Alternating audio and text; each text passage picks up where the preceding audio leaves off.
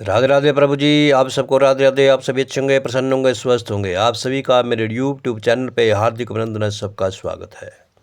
बहुत ही सुंदर प्रसंग लेकर के आपके सामने मैं हाजिर हुआ हूँ। अवश्य इस प्रसंग को आप सुनिए और मेरे चैनल को सब्सक्राइब कीजिए। रावण के 3 जन्मों की कहानी, यही इस प्रसंग का नाम है। आपने रावण का नाम सुना है, आपने रामायण के सीरियल में भी देखा होगा रावण को, या शायद रामायण को पढ़ा होगा आपने किसी ने, तो रावण का प्रसंग आता है। राजाधिराज लंकाधिपति महाराजा रावण को दशानन भी कहते थे, जिनके 10 सिर थे। कहते हैं कि रावण लंका का तमिल राजा था। रावण एक कुशल राजनीतिज्ञ, सेनापति और वास्तुकला का मर्मज्ञ होने के साथ साथ ब्रह्मज्ञानी तथा बहुविद्यों का जानकार था। रावण वेदों का ज्ञाता था, बहुत बड़ा विख्यात प्रख्यात ब्राह्मण था, पंडित था। उसे मायावी इसलिए कहा जाता है कि वह इंद्रजाल, तंत्र, सम्मोहन और तरह तरह के जादू जो था वो रावण जानता था। रावण अपने पूर्व जन्म में विष्णु का द्वारपाल था। यहाँ पर एक पौराणिक कथा आती है। कथा के अनुसार भगवान विष्णु के दर्शन हेतु सनक, सनंदन, सनातन और अनंत कुमार, ये 4 ऋषि जो थे, ये भगवान विष्णु के दर्शन हेतु विष्णु लोक पधारे। जैसे ही ये विष्णु लोक में पधारे चारों भाई, जैसे द्वार पे इन्होंने प्रवेश करने की कोशिश की, परंतु भगवान विष्णु के जो द्वारपाल थे, जो पहरेदार थे, जो दरवाजे के ऊपर खड़े थे, मुख्य द्वार के ऊपर जो खड़े थे, जिनका नाम था जय और विजय, जय और विजय ने द्वार पर ही इन चारों भाइयों को रोक करके उन्हें अंदर जाने से मना कर दिया। ठीक है, विष्णु भगवान के द्वारपाल थे, पहरेदार थे, जो कोई भी भीतर जाए उसको पूछना उनका फर्ज बनता है। जब हमें आपको कहीं ड्यूटी दे दी जाए, सौंप दी जाए, तो उस चौकीदार का, उस पहरेदार का ये फर्ज बनता है कि किसी को भीतर जाने से पहले उसका वार्तालाप उससे की जाए, उसको पूछा जाए कि आप कौन हो, कहाँ से आए हो, क्यों मिलना चाहते हो, अपना पूरा बायोडाटा जो है वो उसे पूछना चाहिए पहरेदार को, और जो मिलने वाला है उसको बताना भी चाहिए। लेकिन यहाँ पर ये सनक, सनंदन, सनातन, संत कुमार, ये चारों भाई पूरे ब्रह्मांड में इनको किसी के भीतर रोकने की हैसियत नहीं थी, कोई ने रोकता नहीं था। चारों भाइयों की आयु जो वह हजारों वर्ष है, लेकिन शरीर देखने में बिल्कुल कोमल, नाजुक और 5, 10, 12 साल के बच्चों के जैसा इनका शरीर, कोमल शरीर, तन के ऊपर वस्त्र नहीं, और बिल्कुल जैसे छोटे से बालक लगते हैं। अब जय और विजय ने इन चारों भाइयों को रोक लिया, भीतर जाने से मना कर दिया। अब ऋषिगण ने, जब इन चारों भाइयों को रोका गया तो ऋषिगण जो थे वो क्रोध में आ गए, गुस्से में आ गए। अरे, हमें पूरे ब्रह्मांड में आज तक किसी ने नहीं रोका, अब हम जहाँ मर्जी, जैसे मर्जी, जहाँ चले जाएं, और हम भगवान के दर्शनों हेतु ही तो आए हैं, भगवान के दर्शनों हेतु, और ये द्वारपाल हमें रोक रहे हैं। अब ऋषिगणों ने क्रोध में आकर जय एवं विजय को शाप दे दिया। अब देखो, ये शाप देने की कथा, ये भी पीछे एक प्रसंग है। भगवान की ये सोची समझी ही एक पॉलिसी थी भगवान की, क्योंकि जब आपने देखा होगा माता लक्ष्मी हरिनारायण के, विष्णु के चरणों के पास बैठी होती है, उनको चरणों को उनको दबा रही होती है, टांगों को दबा रही होती है।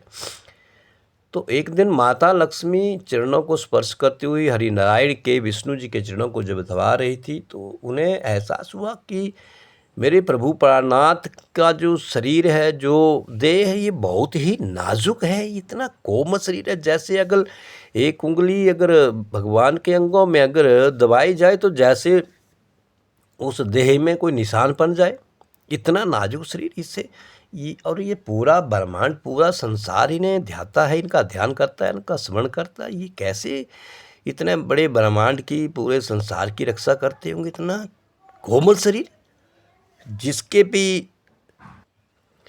और प्रभु जी, आप भी, हम कई बार हम शरीर को देख करके, किसी दूसरे के शरीर को देख कर ही हम अंदाज़ा लगाना शुरू कर देते हैं, अरे ये क्या लड़ेगा, ये कोमल सा शरीर, नाजुक सा शरीर, इसको कोई भी पटक के रख देगा। अब व्यवसाय ही भाव माता लक्ष्मी के भीतर भी आया, अपने प्रभु श्री हरि नारायण के प्रति। कितना कोमल शरीर है, बिल्कुल नाजुक है, मुलायम है, तो ये कैसे ये युद्ध लड़ते होंगे, कैसे जैसे इन्होंने बड़े बड़े राक्षसों का वध किया होगा, ऐसा मन के भीतर भाव आया। क्या जो लक्ष्मी ने सोचा, क्या वो भगवान नहीं जानते हैं कि माता लक्ष्मी क्या सोच रही है? वो तो हर के हृदय में विराजमान है। वो हमारी बात को आप बोलो ना बोलो, आपने केवल विचार किया है, चिंतन किया है, प्रभु तो सब जानते हैं। और वो जान गए कि माता लक्ष्मी जो है, अर्धांगिनी जो है मेरी, वो क्या सोच रही है, उनके मन के भीतर भाव कैसा है। तो उन्होंने, हरि नारायण ने, विष्णु ने वो एक योजना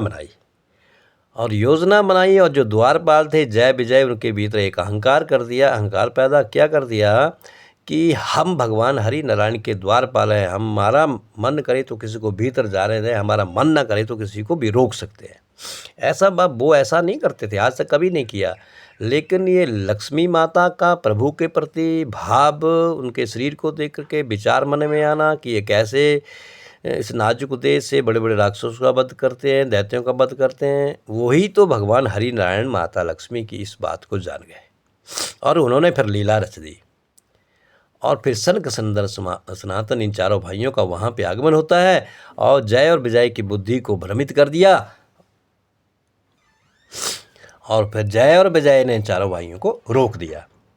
अब जैसे ही रोका तो अब ऋषिगण जो थे वो क्रोधित हो गए, और उन्होंने आकर के श्राप दे दिया उनको, जय विजय को श्राप दे दिया, जाओ तुम राक्षस हो जाओ, राक्षसों जैसा काम करते हो, दैत्यों जैसा राक्षस का काम करते हो, हम ऋषियों को आप प्रभु से मिलने से रोकते हो, जाओ तुम राक्षस हो जाओ।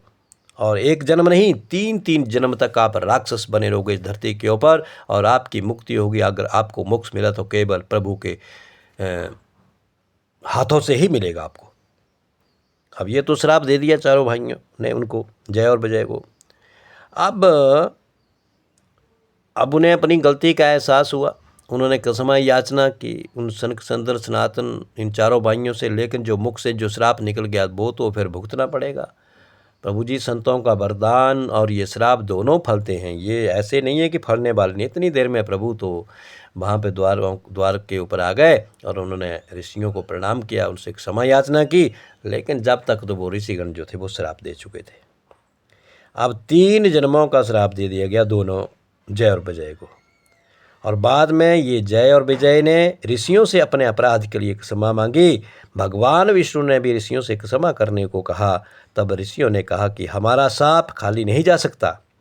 हाँ, तुम हमेशा के लिए राक्षस नहीं रहोगे, लेकिन 3 जन्मों तक तो तुम्हें राक्षस योनि में रहना ही होगा, दैत्यों की योनि में रहना ही होगा। और उसके बाद तुम पुनः इस पद पर प्रतिष्ठित हो सकोगे। लेकिन इसके साथ एक और शर्त यह है कि भगवान विष्णु या उनके किसी अवतारी स्वरूप के हाथों ही तुम्हारा मरना अनिवार्य होगा, और उन्हीं के हाथों आपकी मुक्ति होगी। और हर जन्म में, इन 3 जन्मों में हरि नारायण के हाथों ही आपको मोक्ष की प्राप्ति होगी। शापित वो जय और विजय धरती के ऊपर पटक दिए गए। पहले का जन्म उन्हें मिला